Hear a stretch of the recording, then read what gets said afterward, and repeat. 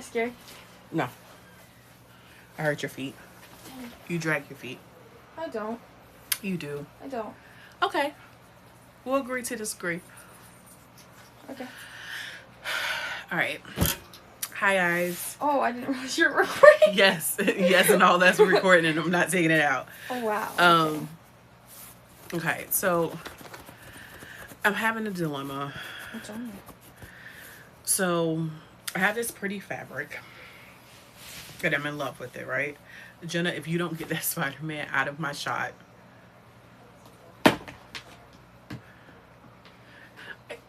you know you love me. It's okay. I do love you, All but right, really all right, we all can't. right. We can't. It is pretty fabric. Because I wanted to do this and not have to edit it, but of course I'm going to have to edit it because of my lovely daughter. Right. Okay. All right. Hi guys. I'm tired, so I have a dilemma. This gorgeous fabric, and when I originally designed the gown that I'm about to work on, I designed it for it to go this way. Okay. It's supposed to go this way. The more that I sit with it and think about it, I don't know if I'm going to be able to do that, and I'm kind of sad. I mean, there's nothing wrong with it going vertical. And my grain line, so if you know about grain line, it is parallel to your savage edge, right?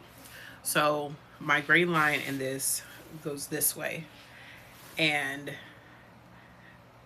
that's the way my skirt should go, but I like the design that goes that way. So I may change it, and I don't know what to do. So I'm trying to sit with it, but at this point I need to finish ironing and I need to cut it. That is the other. I'm tired. I literally feel like I've been doing prep work all day. Sewing is 60% prep work. And if you sew, you know what I mean. Like, you have to design, whether that is you creating the pattern yourself, draping, using a already made pattern, because normally you have to make changes to those patterns. It is very rare, unless you are the perfect size, and if you are, God bless you, that you can get a pattern and it fits you right off the bat. That is never my testimony. But when you're designing for others, I know there are some people who are like, I am so great at pattern making that I can design for others, and if there's no changes, I just design and put it on them, it's great.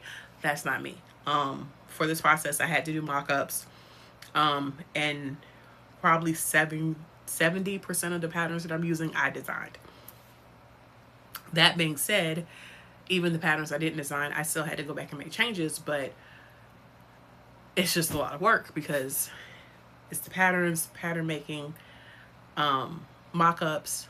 In addition to mock-ups, there are the changes you make to the pattern after you finish your fitting. In addition to, there is work that you do on your actual fabrics. So there are some fabrics that you can wash at home. You should always pre-wash your fabric. There are some fabrics that you have to go to the dry cleaners to do. Luckily, I was able to pre-wash all of my fabrics at home, but that also comes with ironing all of my fabrics. And I'm not working with a yard. This particular fabric, I think I have 12 yards of it to make sure I have enough to do what I want to do. And that is a lot of fabric. It is a lot of fabric, and this is just for one.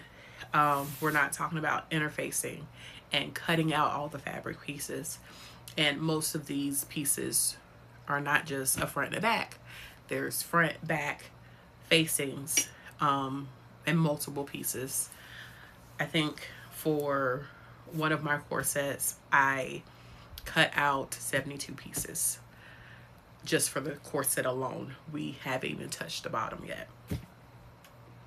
So it's been a lot of prep work, and I'm to a phase right now, like I need to get started on garments. I see the days being very near. It's the first tomorrow. Okay, let me look at a calendar. Look at a calendar. Okay. Is it 31 days in this month? So it's 31 days in this month. So I have 22 days to finish this collection. And I think once I get started, because my fittings went so well, I think I will be okay. Because I have sat down and thought about, okay, this is what I need to do. Need to do this, need to do that. And I think he'll be fine. But I want to get started sewing. Like, I'm tired of being in this prep work phase. So I was in the kitchen not that long ago, and I told RJ, I was like, hey, I'm tired of the prep work. And he said something that I think it was important, insightful. He was like, but without the prep work, you can't get to the finished product. And I think a lot of times we want the finished product. We want the prettiness of it, and we want it to be gorgeous and all this great stuff, but we don't want to take the time to do the prep work. And that's in our normal life, right? We don't want to take the time it is to build the business. We don't want to take the time to cook foods from scratch. I remember growing up, we didn't have a microwave in our house until I was 18 years old. And that was because my nanny was sick. She really didn't believe in the microwave. She did everything on top of the stove, in the oven, and we have a society that everything has to be quick and it has to be right now. And we forget there's a process, even in our spiritual lives, right? We want all the glitz and the glamours, and we want all the blessings of God, and we want our calling to be out there for people to see and for us to get the glory. Even though we say it's the glory's for God, you want the glory, and if you're honest with yourself, that's what it is. But we forget that it's the process and the prep work that God takes us through to get to that calling that allows us, when we get there, to be able to sustain it. And it was a great reminder tonight, right? It was a great reminder that we shouldn't bypass the process. And the process is there for a reason.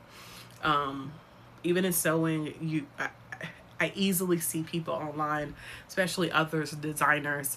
This guy I saw, he was like, 24 hours. He made this gorgeous garment 24 hours and fit her and was beautiful, and he bragged about it, and I'm glad for him.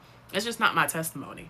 There are some things I can make quick, but for the most part, I have to go through the process, and I'm glad to go through the process, because during the process I learned how to do some things, even in this process, that I didn't know how to do before. And I think I'm going to come out stronger in my sewing on the other side of this. But I got to go through the process. So I'm going to stop complaining. I am going to finish ironing all of these gazillion yards of fabric. So far today, I think I've ironed 12 yards of fabric. I'm tired. But I'm going to finish up and finish my cutting. And then hopefully before midnight, actually sit and start sewing something. But I'm not going to try to rush the process. I'm going to enjoy the process, because the process is going to make that finished product even better. So, let me know. Are you someone who try to rush the process and go fast? Are you someone who has understood to accept what slowing down in that process looks like? And then y'all tell me what to do about this fabric, because I love it, but I just don't know the direction I need to cut it, and I have to cut it today.